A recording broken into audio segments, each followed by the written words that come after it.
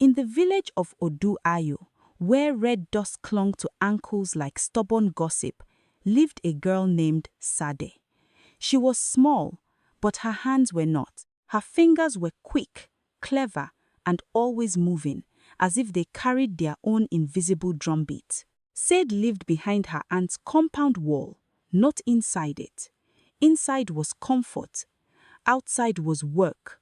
Every morning before the sun fully lifted its face, Sade swept the courtyard until the sand looked combed. She fetched water until her neck burned from balancing the clay pot. She pounded pepper in a wooden mortar until her wrists shook, while her aunt, Iya Moranki, sat on a low stool chewing kola nut and watching her like a hawk watches a chick. "Faster," the aunt would snap. "Do you think laziness will marry you? Look at your wrapper cloth, torn like old leaves. Even the goats have better pride." Sade never answered with anger. She answered with breath, in and out. Humble, steady, because hunger had taught her that words could be expensive. But when her chores were finished and the village began to soften into evening, Sade's real life started. She would slip beyond the last hut, past the market stalls closing their mouths, past the town crier's gong hanging silent, to the edge of the river where grass grew thick and tall, not the soft silk grass the wealthy traders bought from far towns, but tough dried grass, sharp, stubborn, and cheap, the kind that scratched your palms and made your fingers sting. Sade would sit on a flat stone and gather the grass in bundles. She soaked it, pressed it, twisted it. Her hands moved the way birds build nests patiently, with secret skill. She wove mats, tight, patterned, strong. She wove stories into them, zigzags like lightning, spirals like the river's promise, borders like the elders' braided proverbs. One evening, as the sun bled orange behind the palm trees, a neighbor woman named Mama Tenny approached, carrying firewood on her head. "Sade," Mama Tenny whispered, lowering the wood. "Is it true? They say you weave with grass like it is royal thread." Sade's eyes dropped, shy. "It is only grass, Mama." Mama Tenny lifted a finished mat, running her fingers over the firm, smooth surface. "Only grass? This feels like cool earth under shade. Ah, my back has been begging for mercy. How much?" Sade hesitated. She knew what her aunt would do if she found out. But Mama Tenny's eyes held pain, and Sade's heart had always been softer than her life. "Take it," Sade said. "Bring me only a small measure of millet when you can." That night, Mama Tenny slept on Sade's mat and woke up without groaning. By morning, whispers spread like smoke. "The orphan girl's mat is better than stuffed cloth. It holds the body like a mother holds her baby. My husband stopped snoring when he slept on it. Even the elders asked for one. And where whispers grow, jealousy grows faster." Iya Moranki heard it at the market, right beside the fish seller's stall. Her eyes narrowed until they became thin blades. "So," she muttered bitter, "the rat in my house thinks it is a lion." She returned home with her wrapper tied tight, her mouth tighter. When Sade came back from the river with grass bundles on her head, her aunt stood waiting, arms crossed. "What is that?" Iya Moranki demanded. Sade froze. "Grass, auntie, for sweeping." Her aunt stepped forward and slapped the bundle down. The grass scattered like frightened chicks. "Do you take me for a fool?" she hissed. "They say you are selling mats. They say my compound is producing a weaver. A beggar child bringing attention, bringing eyes." Sade's throat tightened. "Auntie, I only—" "Silence!" Iya Moranki barked. "If you want to weave, you will weave for me. You will bring every grain, every cowrie, every praise to my hand. Do you hear me?" Sade's voice came out small. "Yes, auntie." But inside her chest, something refused to bow. Something whispered, "My hands were not made only for suffering." And far away, beyond Odu-Ayo, the queen's palace had begun to prepare for the festival of soft feet, when nobles and chiefs would come to honor comfort, luxury, and wealth. A royal messenger had already started riding from town to town, seeking the finest sleeping mats and floor weavings fit for a queen's feet. The river grass in Sade's world rustled in the wind, as if it knew the road was opening. By the next market day, Sade's name was no longer whispered. It was spoken aloud, even by mouths that used to ignore her. "Sade, make me 2 mats.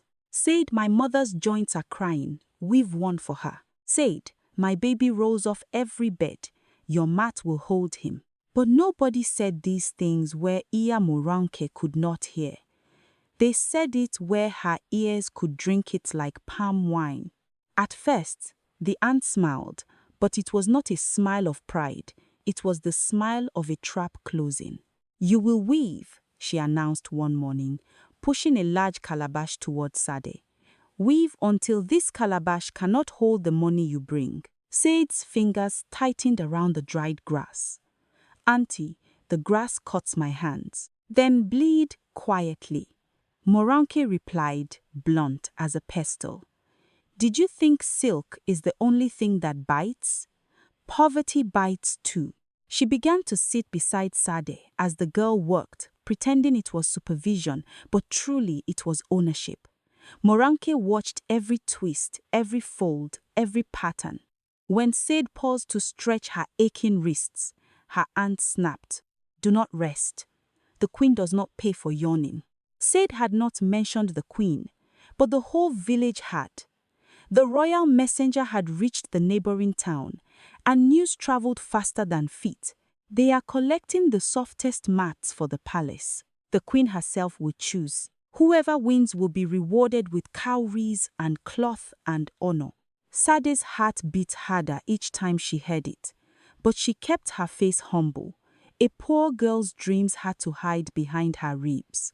That evening, Sade carried her woven mats to the market stall where Mama Tenny helped sell them. Mama Tenny spread one mat across the ground, and customers pressed their palms into it the way people test ripe fruit. "This one," an old man said, sinking his knees carefully as if sitting into mercy. "Ah, it holds me like a lullaby." Another woman gasped. "It is cool like river stone." Cowries dropped into the calabash. Millet was promised. For once, Sade's belly did not feel like an empty drum. Then Moranke arrived. She did not greet anyone. She only stood tall, wrapper cloth stiff around her hips, eyes hard as dried yam. "All payments go to me," she said, holding out her hand. Mama Tenny's mouth opened. "But Sade," Moranke cut her off. "Is Sade your child? Is this your compound? Don't let your mouth bring you trouble, Mama Tenny." The market fell silent. Even the flies seemed to pause. Sade lowered her eyes. "Let her take it, Mama." Mama Tenny's face tightened with anger, but she stepped back. Moranke scooped the cowries like a hen gathering stolen grain. That night, Sade returned to the small corner behind the compound wall, where she slept on thin cloth. She washed her cut fingers in a bowl of water that smelled faintly of ash. She wanted to cry, but tears were also expensive. Tears stole breath, and breath was needed for survival. Still, she kept weaving. She wove in the mornings after chores. She wove at noon while her aunt napped. She wove at night by the small flame of a palm oil lamp, threading grass through grass until patterns rose like prayers. And because Moranke had greedy eyes, she began to dream of something bigger than cowries. "If the queen chooses your mat," she told Sade one afternoon, voice low with poison sweetness, "they will call me mother of the weaver. They will bow. They will bring gifts. You will kneel behind me and keep your head down, as you should. Sade swallowed. Yes, auntie. But the village was not blind. The elders noticed that Morunke suddenly wore a cleaner wrapper cloth. The fish seller noticed her new beads. The children noticed that Sade's feet were cracking from work, while her aunt's feet stayed soft. Jealousy, however, does not need fairness to grow. It only needs attention. A girl named Bisi, daughter of a rich cloth trader, watched Sade's rising name with a sour mouth. Grass, Bisi scoffed to her friends near the well. She weaves grass like goats eat, and people are praising it as if it is gold. Her friends laughed. Bisi leaned closer, eyes shining with cruel ideas. If her mats reach the palace, what will they say about our mother's velvet? What will they say about our silk? One friend whispered. But her mats, they truly feel good. Bisi slapped the girl's arm. Then we must ruin them before the messenger comes. That same week, the royal messenger was said to be arriving in Odu-Ayo within 3 days. Moranke pushed Sade harder than ever. Weave the finest mat, she commanded, the one that will make the queen's feet sing. Sade poured her whole soul into it. She soaked the grass longer, softened it with care. She wove tighter, smoother, with patterns that looked like royal pathways. Her fingers bled, but she wrapped them in thin cloth and continued. Each strand was placed like a promise.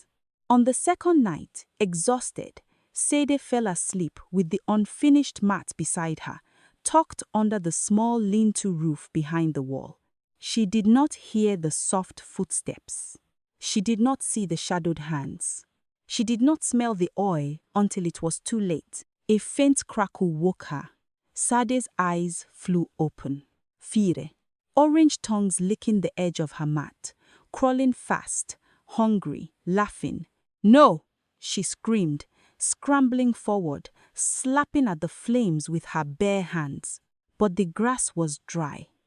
The fire loved it. The mat cooled, blackened, and collapsed into ash before her eyes. Sade coughed, tears finally forcing their way out. Her hands shook, her throat burned. From the darkness beyond the wall, she heard a giggle, quick, cruel, then running footsteps fading into the night. Sade fell to her knees in the ash, staring at the ruins of her work, as if staring might bring it back. Tomorrow, Moronke would come demanding the finished masterpiece, and the royal messenger would arrive in 2 days. Morning came with the smell of ash still trapped in Sade's hair. The sun rose innocent, as if it had not watched fire eat her dreams. Chickens scratched the ground. Children chased each other with laughter. The village moved on, but Sade sat behind the compound wall, staring at the black pile that used to be her finest weaving. Her palms were blistered from fighting the flames. When she flexed her fingers, pain flashed like lightning. Then the shadow of Iya Morunke fell across her. "What is that smell?" her aunt demanded, nose wrinkling. "Why are you sitting like a broken calabash? Where is the mat?" Sade's throat tightened. She tried to speak, but fear pinned her tongue. Moranke stepped forward and saw the ashes. Her eyes widened, then sharpened into rage. "Ash?" she screamed. "Do you think the queen will sleep on ash? Are you mad? Are you cursed? Auntie, someone," Sade began, voice shaking. Moranke slapped her so hard Sade's ears rang. "Someone? You are the someone. You are useless. You are a child that brings shame." Sade's cheek burned, but her heart burned worse. She knelt quickly, head bowed. "Please," Sade whispered, "give me time. I can weave another." Moranke laughed, harsh and ugly. "Time? The messenger comes tomorrow. Tomorrow. If you fail, the village will laugh at me. Do you hear me? They will laugh." She grabbed Sade by the arm and dragged her into the courtyard, where neighbors could see over the low fence. "Look at her, Moranke shouted, calling attention like a town crier beating the gong. "This is your precious weaver, a goat chewing grass and calling it talent." Some women covered their mouths. Some shook their heads with pity. Bisi and her friend stood near the well, eyes bright with satisfaction, hiding their smiles behind their fingers. Sade's eyes filled again, but she forced them down. If she cried openly, Moranke would drink the tears like victory. That night, Moranke locked away the palm oil lamp. "No more night weaving," she said. "If you cannot produce, then you will not waste oil." Sade lay on her thin cloth in the dark, listening to her stomach complain and her heart argue back. "If I cannot weave at night, how will I finish in time?" Outside, wind brushed the tall grass by the river. It sounded like whispering elders. It sounded like a secret calling her name. Sade waited until the compound grew quiet, until Moranke's snoring became steady. Then she slid out, barefoot, stepping carefully so the dust would not betray her. She ran through sleeping market stalls, past the silent gong of the town crier, along the narrow path where moonlight spilled like milk. She reached the river, breathless, chest heaving. She dropped to her knees among the grass and began to gather, hands moving fast despite the pain. "Sade." The voice was low, old, and not cruel. Sade froze. Her head snapped up. An old woman sat on a fallen log near the water, wrapped in a faded cloth. Her hair was white like cotton. Her eyes were sharp like a hawk's, but soft like warm soup. It was Iya Adun, the outcast weaver. People said she was stubborn. People said her tongue was too honest. People said she once wove for chiefs until she insulted a powerful man and was pushed to the edge of village life like unwanted smoke. Sade had seen her from afar, always alone, always walking. "Ya Adun," Sade whispered, afraid. The old woman studied her blistered palms. "Your hands are crying, yet you are still here. Why?" Sade swallowed. The truth spilled out like water from a cracked pot. "They burned my mat," she said. "The queen's messenger comes tomorrow. My aunt will beat me until I become dust. I have no silk, only grass, only these hands." Iya Adun grunted. "Grass can be stronger than silk if you know its temper." Sade's eyes lifted, desperate. "Teach me." The old woman stared at her for a long moment, as if weighing her spirit. Then she patted the log beside her. "Sit. If you want to weave for a queen, you must first learn to weave for yourself." Under the moon, Iya Adun showed Sade secrets no one had offered her before. How to split thick grass into thin strands without breaking it. How to soak it with crushed leaves to make it bend like cloth. How to tighten the weave with a smooth stone so the surface becomes cool, flat, gentle. How to make patterns that guide the body into rest. Sade walked until her fingers trembled.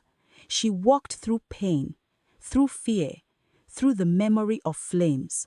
At one point, her breath hitched. "But I have no lamp." Iya Adun reached into her calabash and pulled out a small bundle of dried fireflies trapped gently in a woven cage. "When I was young," the old woman said, "I used these when oil was scarce. They shine enough for stubborn hands." Sade stared, stunned. The fireflies glowed softly, like tiny stars obeying the old woman's will. All night they walked. The river listened. The grass whispered. The moon watched. By dawn, Sade held the beginnings of a new mat, smoother, tighter, and already cool against her palm. But the mat was still unfinished, and the messenger would arrive by midday.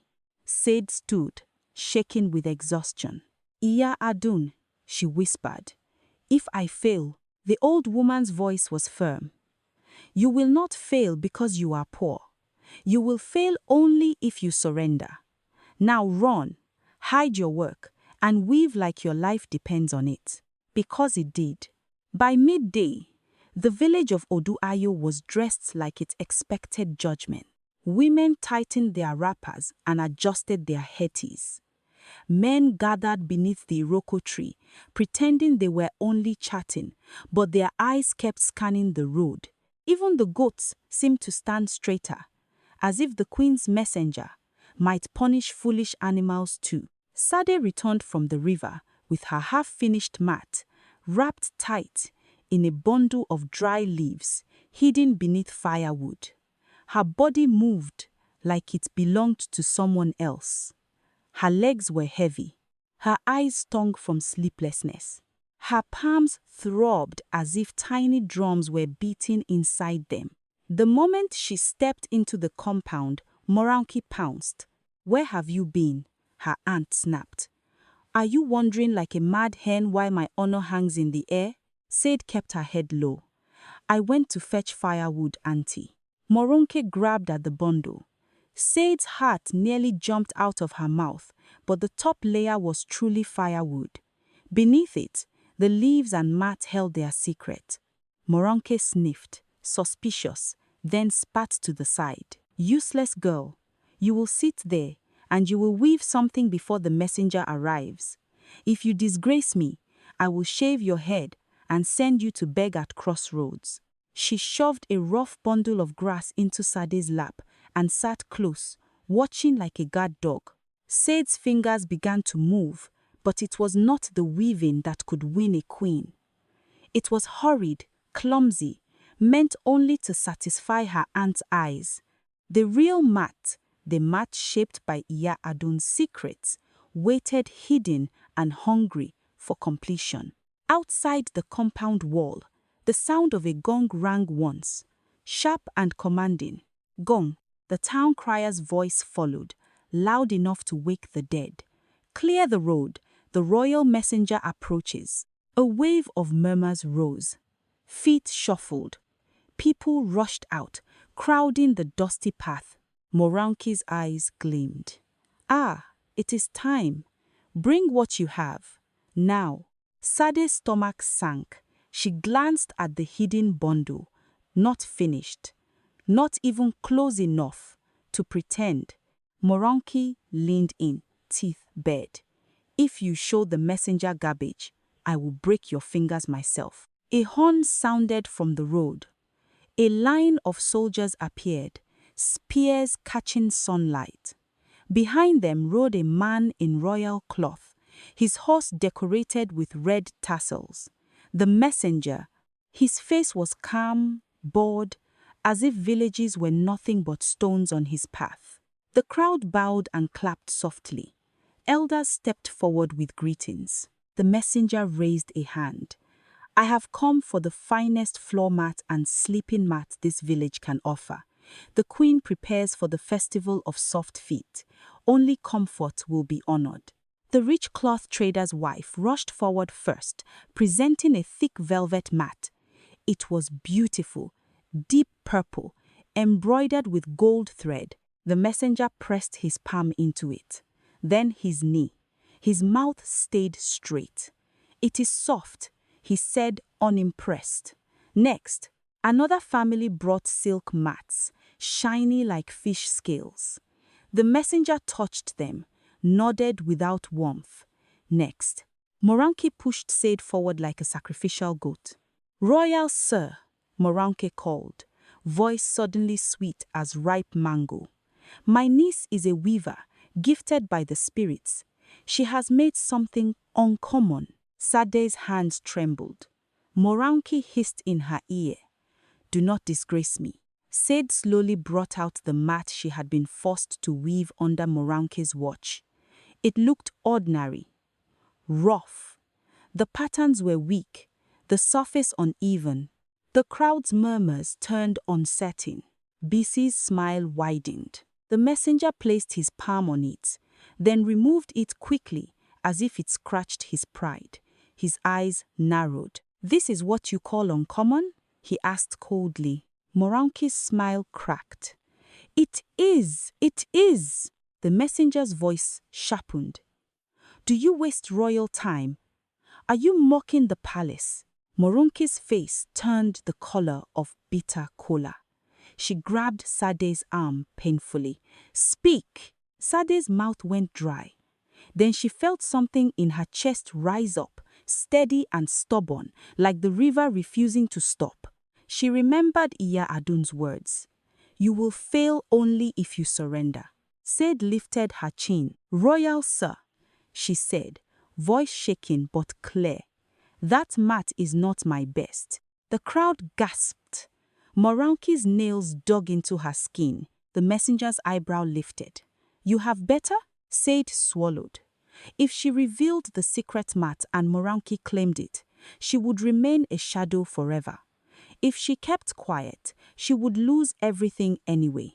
She pulled her arm free, stepped away from Moranki, and reached beneath the firewood bundle. Leaves fell away, and the hidden mat appeared half-finished. Yes, but its surface already smooth, its patterns already alive. The weave was tight, like braided hair, the design flowing like a royal pathway. A ripple ran through the crowd. Mama Tenny whispered, Ah, look. Even Bisi's smile faltered. Moranki lunged forward. That is mine, she shouted. She wove it under my roof. Sade's voice rose, trembling with courage. I wove it at the river, in the night, with my own hands. Iya Adun taught me, because my first mat was burned. The crowd buzzed like angry bees. The messenger's gaze sharpened. Burned? By whom? Bisi's friends shifted, suddenly interested in the sky. Moranki's mouth opened, then closed. Her eyes darted. The messenger crouched and pressed his palm against Sade's mat. His fingers paused. Then he pressed his whole forearm. He leaned his weight into it. His expression changed. Not much, but enough. This, he murmured, is cool. It holds the body without swallowing it. He stood. Finish it, Sade blinked. Royal sir. The messenger pointed to the open space near the elders. Here, in front of everyone. If your hands are truly yours, let them prove it. Moranki hissed. You will embarrass me. The messenger's voice cut like a blade. Silence, woman. Sade knelt on the dust. Her hands moved fast, guided by Iya Adun's secrets. She split strands, soaked them quickly in a calabash of river water. Mama Tenny ran to fetch, pressed the weave tight with a smooth stone. The crowd watched, holding breath. Children stopped fidgeting. Even the elders leaned forward. Sweat rolled down Sade's face. Her fingers screamed with pain, but she kept weaving, weaving, weaving, racing the sun as it leaned toward evening. Moranki stood behind her, shaking with fury, whispering curses under her breath. Bisi stood frozen, eyes wide, realizing the fire had not killed the girl's gift. At last, Sade tied the final knot. Her hands fell into her lap, trembling. She lifted the mat with both arms and laid it before the messenger. The messenger stepped onto it with one boot, then both. He shifted his weight. His face, for the first time, softened. He turned to the elders. This one will go to the queen. A roar of murmurs exploded. Moranki's knees nearly gave way. Royal sir. But the messenger raised a hand, eyes sharp again. And this girl, he said, pointing at Sade, will come with me to the palace. The queen must meet the hands that made this. Sade's heart pounded. Fear and hope collided inside her like two storms. Moranki's mouth twisted in horror. No, she is mine. The messenger looked at her like she was dirt on his boot. No one owns a person. And in that moment, with the mat lying like a crown at her feet, Sade realized the road had finally opened. But the battle for justice was not yet finished. The palace of the queen did not smell like sweat and smoke the way Odu-Ayo did. It smelled like polished wood, shea butter, and flowers that never had to fight dust. When Sade stepped through the carved gates, her bare feet hesitated on the smooth stone floor. Every sound echoed, every guard's gaze felt heavy. The royal messenger walked ahead, carrying Sade's grass mat like it was silk. Moranki tried to follow, shouting and pleading at the edge of the palace courtyard. "I am her guardian. I raised her. I deserve to stand before the queen." A soldier blocked her with the blunt end of his spear. The queen did not summon noise. Inside the great hall, the queen sat high on her throne, wrapper cloth rich and heavy, beads layered on her neck like authority. Her eyes were calm but sharp, the kind of eyes that could separate truth from performance. The messenger bowed. "Your Majesty, this is the mat. It is not velvet, not silk, but it comforts better than both. And this is the weaver." Sade knelt immediately, forehead nearly touching the floor. Her voice came small. "My queen." The queen did not speak at first. She stepped down, slow and deliberate, and placed her own feet on Sade's mat. She shifted. Once, twice, then she closed her eyes. A quiet sound escaped her. Not laughter, not surprise relief. The kind a person feels when something painful finally stops. "This mat," the queen said softly, opening her eyes, "holds the body like a mother holds a child." "Who taught you to make grass behave like cloth?" Sade swallowed. This was the moment where lies could buy comfort, and truth could buy trouble. "Iya Adun taught me, my queen," Sade said, "but the gift is in my hands. I have woven since I had nothing else." The queen nodded. "And who burned your first mat?" The question fell like a stone into water. Ripples of silence widened. Sade's throat tightened. She could feel Moranki's shadow even though Moranki wasn't in the hall. She could feel Bisi's giggle in the night. She could feel the flames. "I did not see the face," Sade said carefully, "but I heard laughter, and the fire came the night Bisi and her friends swore my work would never reach the palace." The queen's gaze sharpened. "Bring Bisi." Before the sun finished lowering, Bisi was dragged into the hall, wrapper cloth trembling around her knees, eyes wide with panic. Her father, the cloth trader, stumbled behind her, sweating like a man carrying stones. "My queen," he begged, "children play foolishly." The queen lifted a hand. Silence. A child's foolishness becomes a woman's cruelty if it is watered. Bisi dropped to her knees. "My queen, I did not..." The queen stepped closer, voice quiet but dangerous. "Did you burn the mat?" Bisi's lips shook. She looked toward her father, then toward the guards, then toward Sade. And there, on Sade's blistered palms, she saw evidence that could not be argued with. Bisi broke. "Yes," she sobbed. "I did it. I poured oil. I lit it. I was angry. Everyone was praising grass like it was gold." A low murmur rolled through the hall. The queen turned to the messenger. "And the aunt? The one who claimed this girl's hands belonged to her?"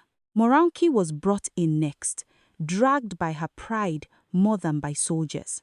She fell forward dramatically, trying to cry. "My queen, I fed her. I clothed her." Sade's voice rose before fear could stop it. "You fed me insults. You clothed me in shame. You took every cowrie my work earned. You watched me bleed and called it laziness." Moranki's face twisted. "Liar! Ungrateful orphan!" The queen's eyes flashed. Enough. She faced Moranki like a storm facing a dry leaf. "You do not deserve to stand beside talent. You deserve to learn what it means to live without it." Then she delivered judgment, clean and final. "Busy," the queen declared. "You will pay for the mat you burned by weaving for those you look down upon. You will spend one season in the village of Odu-Ayo, weaving and sleeping on nothing but grass mats. serving the elders and the sick. Let your soft hands learn humility." Bisi cried louder, but the guards did not blink. "And Moranke," the queen continued, "you will return every cowrie you stole from this girl. If you cannot, your cloth and beads will be taken until the debt is paid. You will also work in the palace kitchens for 1 full year. Not as punishment alone, but as correction. You will learn that a person is not a calabash to be owned." Moranke's mouth opened like a fish gasping, but no sound saved her. Then the queen turned back to Sade. "Sade of Odu-Ayo," she said, voice softer now, "your hands have carried suffering, yet they have produced comfort. You will stay in this palace, not as a servant, but as royal weaver of rest. You will teach others. You will be given proper cloth, proper tools, and fair payment." Sade's eyes flooded. She pressed her forehead to the mat she had made, as if thanking it for not betraying her. "Thank you, my queen," she whispered. "I will work until my hands become worthy."